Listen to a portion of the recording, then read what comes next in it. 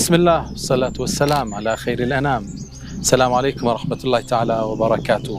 في ذكر المعجزات يا نبي محمد عليه الصلاة والسلام تأمرات من ذكر بتكتاتاي عمدنا الله سبحانه وتعالى كل النبيات يتلاقي تأمر ሰጥቶ ልኳቸዋል የሰጣቸው ተአምር ደግሞ ግዚያቸውን የዋጀ ተጨባጫቸውን ያማከለ የማህበረሰቡን አስተሳሰብና ረዳድ የመጠነ لقد أرسلنا رسولنا بالبينات እኛም መልእክተኞችን በተአምራቶች ልከናል أي بالآيات الباهرات والمعجزات بمعجزات ልከናቸዋል معجزة ማለት ما يعجز عليه الإنسان أن يأتي بمثله عند ሰው አምሳያውን ሊያመጣ የሚከብደው ነገር ሙዕጂዛ ይባላል የሰው ልጆች የሚሳናቸው በፈጣሪ ገዛ ብቻ የሚፈጸም ተአምር ማለት ነው ነቢያቶች ግዚያቸውን ያማከለ በርካታ ተአምራትን አሳይተዋል وكذلك النبي عليه الصلاة والسلام ከነሱ በላይ ግን በርካታ ተአምራትን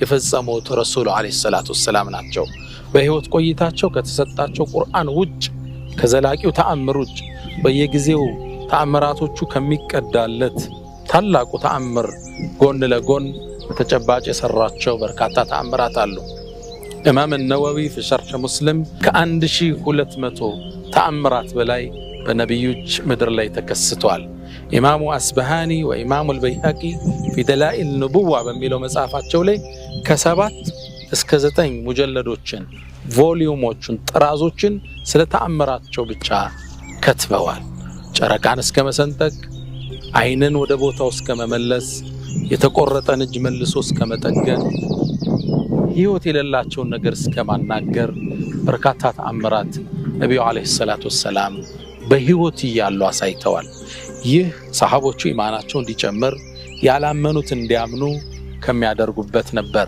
እኛም እሱን እናወሳለን አስተምሮቶችንም እናወጣለን ዛሬ ከመነግራችሁ ተአምር ውስጥ አንዱ ረሱል ሰለላሁ ዐለይሂ ወሰለም እርሳቸው እዚህ ሆነው ከዓለም የትኛውም ክፍል የተከሰተን ክስተት ለሰሃቦች ይናገሩ ነበር ከነዛ ውስጥ ይህን ታሪክ ላንሳ እንደምታውቁት ረሱል አለይሂ ሰላቱ ወሰለም ወደ መዲና ከመጡ በኋላ ከቁረይሾች ጋር ፍልሚያ አድርገዋል غزوة بدر الكبرى ታላቁ የበድር ጦርነት ሐቅና ባጢል እውነትና ሐሰት የተለየበት ታላቅ ተአምራዊ ፍልሚያ ነበር በዚህ ጦርነት ላይ በርካታ የቁረይሽ መሳፍንቶች አመራሮች ሙተዋል ተገለዋል እነ ዑትበተ ብኑ ረቢዓ ታላቅ የቁረይሽ ሰው እነ ኡመይተ ብኑ ኸለፍ እና አቡ ጀህል ትላልቆቻቸው ሙተውባቸዋል ቁረይሾች የገጠማቸው ሐዘን ከባድ ነበር በርካቶቹ ታስረውባቸዋል ታዲያ እንዴ ዑመይር ብኑ ወህብ ሂጅር ካዕባ ከካዕባ ጥግ ካለችው ቦታ ቁጭ ብሎ ይተክዛል የሞቱበትን ቤተሰቦቹን ያስታውሳል ተክዞ ይያለ የኡመይተ ብኑ ኸለፍ ልጅ ሶፍዋን ወደሱ መጣ አብሮት ቁጭ አለ የበድርን ጦርነት ኪሳራ ማስታወስ ጀመሩ ሶፍዋን ትካዜ ውስጥ ነው ብሶት ውስጥ ነው ያለው ዑመይር ብኑ ወህብ ደግሞ ልጁ ታስሮበታል በጦርነቱ ተሳትፎ ተማርኮ ታስሯል ትካዜ ውስጥ ነው የገባው لا يطيب العيش بعد ማለት ጀመረ ከዚህ በኋላ ህይወት ምኗ ትጣፍጣለች ትላልቆቻቸው ሞተውብን ምን ህይወት ይጣፍጣል ብሎ ተከዘ ከዛም ስሜት ውስጥ ገባና አንድ ቃል ተናገረ والله لولا دين علي وعلي قضاء እኔኮ ዕዳ ባይኖርብኝ መክፈል የሚገባኝ وعيال اعوله من ከባከበው ቤተሰብ ባይኖርብኝ ኖሮ ወደ መዲና ሄጄ መሐመድ ላይ እርምጃ ወስድ ደስ ይለኛል ከዛም ሶፍዋን ሲሰማ ተገረመ هذا الكلام انت تعني امتلو ንግር የእውነትህን ነው አለ አዎናል ምን ህይወት ይጣፍጣል ትላልቆቻቸው ሞተው እንግዳ አለው እንግዲህ ሶፍዋን ያባቱን ንብረት ወስዷል ሀብታም ነው እዳህን ይከፍልልሃል ቤተሰብህንም እንደኔ ቤተሰብ እንከባከባለሁ ጉዳይን ፈጽማል ተስማሙ ከዛም ሶፍዋን ለዑመይር ብኑ ወህብ ቆንጆ ፈረስ አዘጋጀለት በጣም የተሳለ ሰይፍ አዘጋጀለት ሰይፉም በመርዝ እንዲነከር ተደረገ ምክንያቱም ሲወጋ የተወጋው ነገር እንኳን ባይገል መርዙ ተሰራጭቶ ግለሰቡ እንዲገለው ለማድረግ ታስቦ ሶፍዋን ዑመይርን ተሰናበቱ። ፈረሱ ላይ ወጣ። እንግዲህ እዛ ሄዶ መልእክተኛው ላይ እርምጃ ሲወስድ በህይወት እንደማይመለስ ያውቀዋል። መካንም ለመጨረሻ ጊዜ አይቶ ተሰናበታት። የፈረሶቹ ኮቴ ወደ መዲና መዲና ደረሰ። ፈረሱን አንድ ቦታ አሰረ። ከዛም ያን በመርዝ የተነከረን ሰይፉን አንገቱ ላይ አድርጎ ወረደ። መልእክተኛው የት እንዳሉ ጠየቀ። መስጂድ መሆናቸውን አወቀ። ወደ መስጂድ አቀና። መስጂዱ ጋር ሊገባ ሲል ሰይድና ዑመር ከርቀት ተመለከቱት። هذا عمير الذي حرش الجيش يوم بدر ይሄ ዑመይር አይደል እንዴ ሰራዊቱን ከርቀት ሆኖ የቆጠረው? እሱን የቆጠረ 300 አካባቢ አላሚ ትንሽ ቢቀንሱ ትንሽ ቢጨምሩ ነው ብሎ ቆጥሮ የነገራቸው ለቁረይሹ ለጦርነቱ ቀን እሱ ነው። ሰራዊቱንም ሲያነሳሳ የነበር ለጦርነት እሱ ነው። ሰይድና ዑመር ሳት ለብሰው ሳት ጎርሰው መጡ። ወደ ነብዩ እንዳይደርስ መከልከል ሲፈልጉ አጋጣሚ ግን እሱ ደርሷል። ያው መስጂዱ ደግሞ በጣም ሰፊ አይደለም። ከዛ ነብዩ ፊት ቆመ። እሱ ሐሳብ ረሱል ሰለላሁ ዐለይሂ ወሰለም በወሬ አዘናግቶ እርምጃ መውሰድ። ከዛም ነብዩ አለይሂ ሰላቱ ወሰለም ያ ዑመይር ማ አቅደመክ ምን አመጣህ ወደ መዲና አሉት። እሱም ዝግጁ ነበር፣ ይህን ጥያቄ እንደሚጠይቅ ያውቀዋል። እንዲህ ብሎ መለሰላቸው። የመጣሁትማ ልጄ እናንተ ዘንድ ምርኮኛ ሆኖ ታስሯል። ታዲያ እሱን ነፃ ለማውጣት ያው ቤተሰብ አይደለን የአንድ ሀገር ሰዎች ለዛ ብዬ ነው አላቸው። ረሱሉም አለይሂ ሰላቱ ወሰላም ወደ አንገቱ ተመለከቱና وهذا السيف አሉት። የአንገት ላይ ያለ ሰይፍ ታዲያ ምንድነው? ጥያቄው ተገቢ ነው። ልጁን ነፃ ሊያወጣ የመጣ ከፍሎ ሊያወጣ የመጣ አባት የብር ፖርሳ እንጂ በትከሻው ሚዝ ሰይፍ አይደለም። ግልጽ ጥያቄ ነው። ما هذا السيف አሉት። ሰይፉን እንዲያየና قبح الله من سيوف فهل أغنت عنا شيئا يوم بدر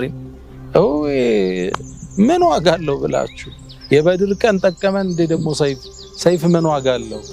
ከፈረስ የወርጀ ስመጣ ረሰቻው አንገቴ ላይ እንደተቀመጠ ነው አላቸው። ረሱል ሰለላሁ ዐለይሂ ወሰለም ትክ ብሎ አዩትና ያ ዑመይር صدقني ما أقدمك እውነቱን ንገረኝ ለምን መጣህ አሉት። እንዴ ምን ያመጣኛል? ልጅን ምርኮኛውን ነፃ ላወጣ ነው የመጣው አላቸው። ረሱል አለይሂ ሰላቱ ወሰለም አስከተሉ።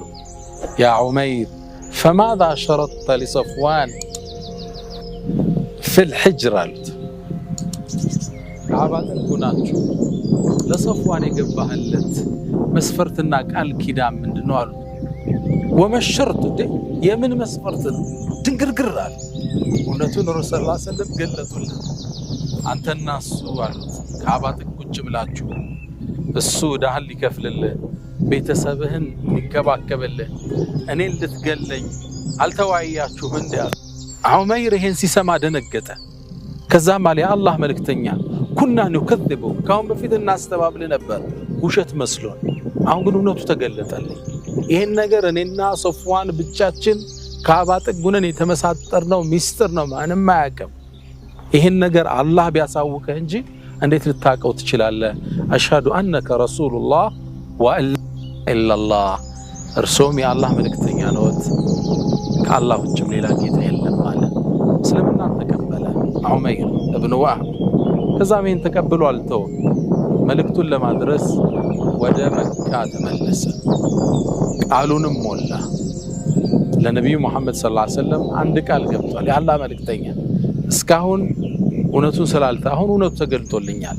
ይሄን የተገለጠልኝን እውነት እርሱን አዛብ አረኩበት ባስቸገርኩበት መካ ገብቼ እውነቱን ማወጅ አለብኝ አለ። ከአባ ጥግ መጣ። ህዝቡን ስለ ነብዩ ሰለላሁ ዐለይሂ ወሰለም ትክክለኛ ነብይነት፣ ስለ ቁርአን ትክክለኝነት የእርሳቸውን ተአምር ማወጅ ያዘ። ናም ሶፍዋን ባይሰልምም ዑመይር እስልምናውን አሳምሮ ተቀበለ። ከዚህ ተአምር ምን እንረዳለን? መጀመሪያ ነብዩ አለይሂ ሰላቱ ወሰላም ከተአምራታቸው ውስጥ በገይብ ሩቅ ቦታ የተፈጸመን ማወቃቸው። የመን ላይ ሊፈጸም ይችላል፣ መካ ላይ ወረበር ይፈጸማል። ረሱል ሰለላሁ ዐለይሂ ወሰለም ይሄ ነገር ተከሰተ ብለው ይናገራሉ። ከዛም ሰዎቹ ሲመጡ ሲጠየቅ እውነቱ ይወጣል። ልክ አሁን ዑመይር መጥቶ መካ ላይ ያወሩትን መዲና ላይ እንደተገለጠው ማለት ነው። የመጀመሪያው እሱ ነው። ሁለተኛ ነብዩና አለይሂ ሰላቱ ወሰለም እርሳቸውን ለመግደል ያልተደረገ ሙከራ እንደሌለም እንመለከታለን። ሶስተኛ እነ ዑመይር የሚያሳየው እውነት አንዳንዱ ሰው ስትገልጥለት ለመቀበል ሲያመጥ ታየዋለህ። እውነት ከመጣ ትክክለኛ እውነት የሚፈልግ ሰው ፊት ለፊት ቀጨም አድርጎ እድሉን መጠቀም እንዳለበት ከዚህ ታሪክ የምንማረው ነው። ቀጣይ ትምህርቶችን እንቀጥላለን። ወሰለላሁ ዐለይሂ ወሰለም ወባረከ አለ ነብይና መሐመድ። ሰላም አለይኩም ወራህመቱላሂ ተዓላ ወበረካቱሁ።